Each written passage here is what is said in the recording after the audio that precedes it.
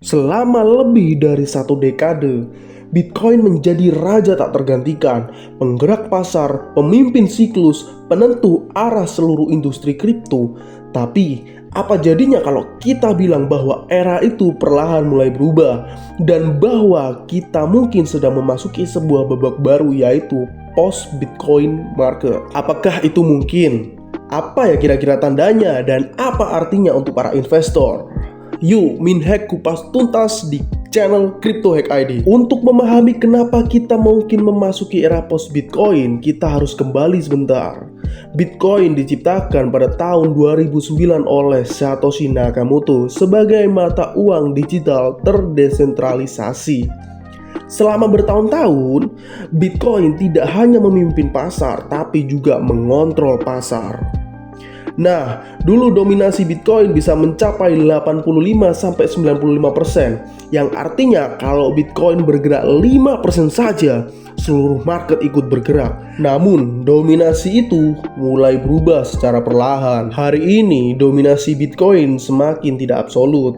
Mulai turun bukan karena Bitcoin melemah, tapi karena pemain lain semakin kuat. Beberapa chain bahkan tidak lagi menunggu Bitcoin untuk memulai rally ataupun drop. Mereka punya siklus mini sendiri. Kondisi seperti ini dulu itu tidak pernah terjadi sama sekali. Bitcoin awalnya adalah narasi, store of value, digital gold, dan anti-invasi. Tapi narasi terbesar kripto saat ini bukan lagi store of value, karena ada beberapa narasi yang kini mendominasi seperti AI, modular blockchain, real world asset, social fi, dan lain-lain.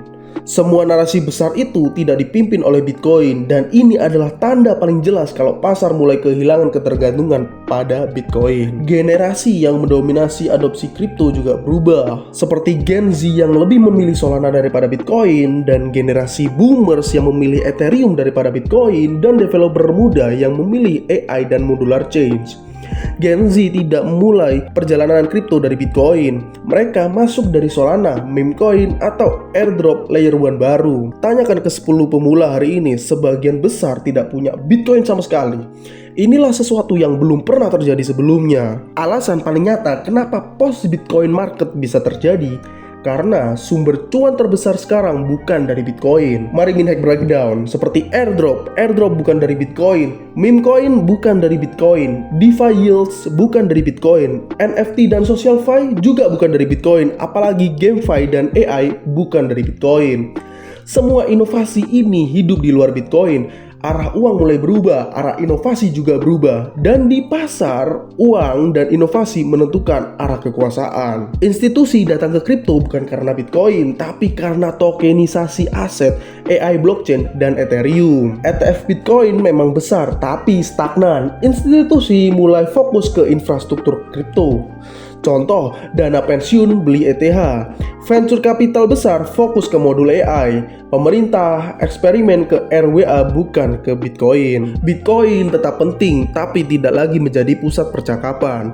Pertanyaannya yang banyak muncul, apakah ini berarti Bitcoin itu jadi kalah? Jawabannya tidak, sama sekali tidak kalah. Karena Bitcoin tetap menyimpan nilai terbaik. Bitcoin adalah aset paling aman di kripto. Bitcoin tetap jadi referensi makro. Tapi kita sedang melihat perubahan fungsi, bukan kematian. Bitcoin tetap ada, tapi perannya sudah berubah dari pemimpin menjadi fondasi. Inilah tanda paling penting dari era post-Bitcoin market. Market mulai bergerak tanpa Bitcoin memulai pergerakan, seperti Solana pump saat Bitcoin sideways, AI token rally waktu Bitcoin turun, modular chain naik 200% saat Bitcoin stagnan. Jadi, apakah kita benar-benar masuk ke era post-Bitcoin market?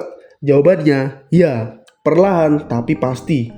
Post-Bitcoin market bukan berarti Bitcoin hilang, tapi berarti Bitcoin bukan lagi jadi pemimpin. Narasi tidak lagi berpusat pada Bitcoin. Uang mengalir ke ekosistem yang baru. Generasi baru tidak memulai dari Bitcoin. Siklus kripto mulai bercabang, dan ini mengubah segalanya. Jika benar kita memasuki era post-Bitcoin market, maka strategi investasi juga harus berubah. Bitcoin tetap penting, tapi hanya memegang Bitcoin berarti melewatkan masa depan kripto. Jadi, apakah kamu siap dengan era baru ini atau masih terjebak di pola lama? Follow Crypto Hack ID untuk pembahasan mendalam lainnya. See you on next video.